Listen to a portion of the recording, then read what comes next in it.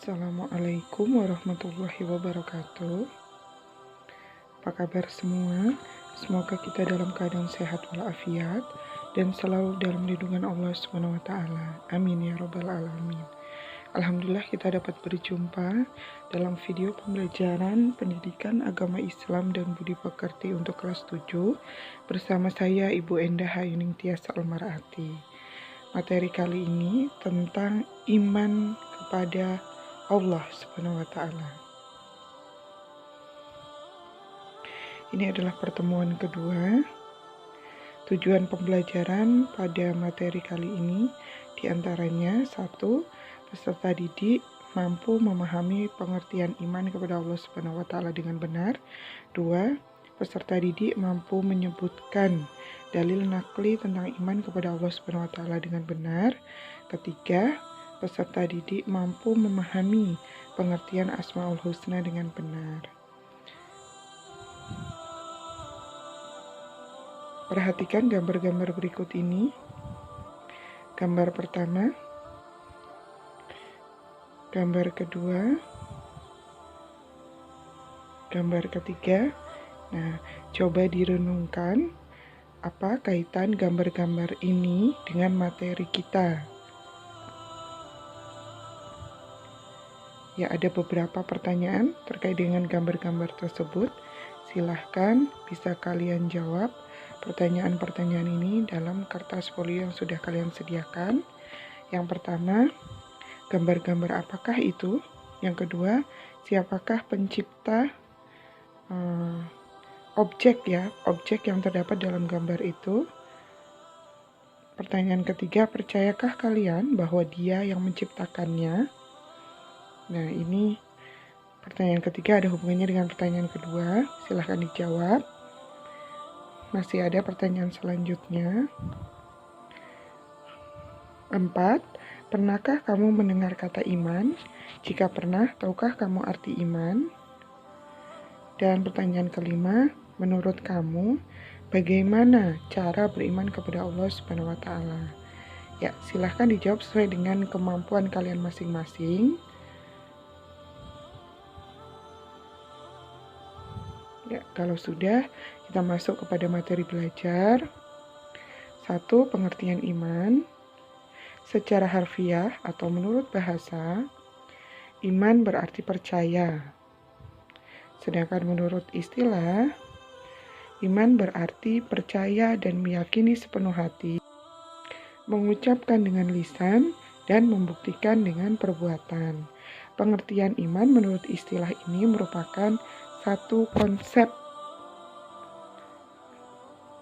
tidak bisa dipisah-pisah, ya, tidak bisa berdiri sendiri, satu konsep atau satu kesatuan, ya, tidak bisa hanya percaya dan meyakini sepenuh hati saja, atau mengucapkan dengan lisan saja, atau membuktikan dengan perbuatan saja. Nah, tapi ini satu konsep kesatuan, ya. Jadi mulai dari percaya dan meyakini sepenuh hati, ya, kemudian diucapkan atau diikrarkan dengan lisan, dan kemudian dibuktikan dengan perbuatan. Tanda-tanda keimanan dalam diri seseorang terlihat dari amal perbuatan yang dikerjakan. Di sini amal tidak hanya perbuatan ya, tapi perkataan juga iya. Karena kepribadian diri seseorang merupakan pancaran dari iman yang ada di dalamnya. Ya, jadi kualitas keimanan seseorang itu bisa dilihat dari kepribadiannya. Ya, orang yang rajin sholatnya sudah full time, tidak pernah bolong-bolong. Nah, jelas kualitas keimanannya berbeda dengan orang yang sholatnya masih bolong-bolong atau part-time, gitu ya, apalagi yang gak pernah mau sholat. Nah, ini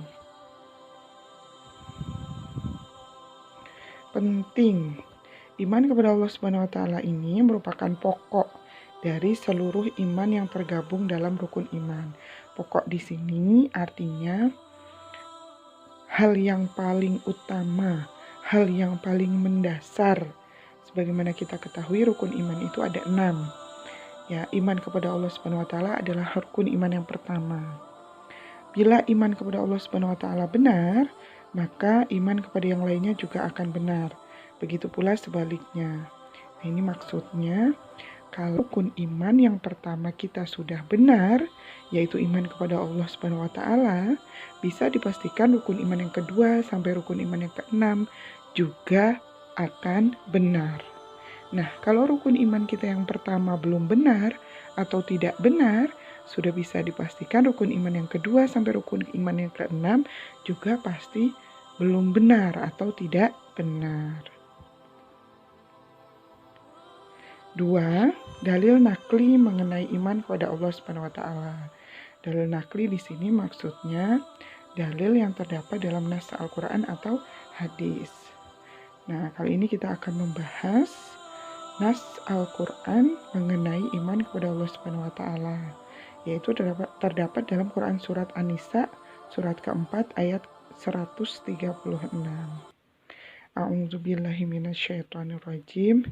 Ya ayyuhalladzina amanu aminu billahi wa rasulihi wal kitabil ladzi nazzala ala rasulihi wal kitabil ladzi anzala min qabl wa may yakfur billahi wa malaikatihi wa kutubihi wa rusulihi wal yaumil akhiri faqad dhalla dhalalan ba'ida.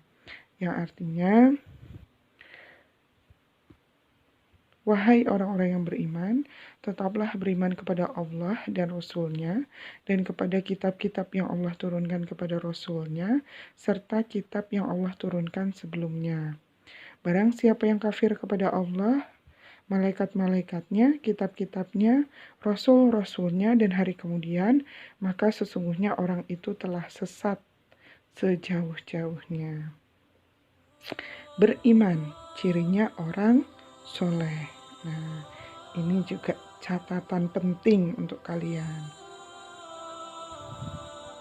Ya, yang ketiga tentang Asmaul Husna. Keimanan seseorang itu bisa tebal dan bisa tipis, bisa bertambah atau berkurang. Salah satu cara untuk meningkatkan keimanan kita kepada Allah Subhanahu wa taala adalah dengan memahami Asmaul Husna. Tentu kita semua berharap keimanan kita bisa makin tebal gitu ya, bisa makin bertambah, bukan sebaliknya. Ya, keimanan kita menjadi tipis atau semakin berkurang gitu. Na'udzubillah min dzalik. Mungkin ada yang sudah pernah mendengar dan ada yang belum pernah mendengar. Apakah makna dari Asmaul Husna itu? Nah, Asmaul Husna artinya nama-nama Allah Subhanahu wa taala yang baik. Ya, dalilnya terdapat dalam Quran surat Al-A'raf surat ke-7 ayat 180. A'udzubillahi minasyaitonirrajim. Walillahil asmaul husna fad'uuhu biha wa dzarul ladzina yulhiduna fi asma'ih sayujzauna ma kanu ya'malun. Artinya, hanya milik Allah Asmaul Husna, maka bermohonlah kepadanya dengan menyebut Asmaul Husna itu, dan tinggalkanlah orang-orang yang menyimpang dari kebenaran dalam menyebut nama-namanya. Nanti mereka akan mendapat balasan terhadap apa yang telah mereka kerjakan. Nah, ada yang menarik nih dari Quran Surat Al-A'raf ayat 180. Allah memberitahu kepada kita dan sekaligus memerintahkan kepada kita ketika kita hendak berdoa atau bermunajat kepada Allah. Nah, silahkan menyebut Asmaul Husna. Ya, catatan lagi. Nah, salah satu cara agar kita dapat mengimani Allah Subhanahu wa taala dengan benar adalah dengan mengetahui dan memahami Asmaul Husna. Ya, kalau ada yang masih ingat pertanyaan nomor 5 di awal, nah ini adalah ya jawaban dari pertanyaan nomor 5. Ya, Bu Endah, kira cukup sampai di sini untuk pertemuan kali ini. Kita lanjutkan pada pertemuan berikutnya. Kurang lebihnya mohon maaf. Terima kasih.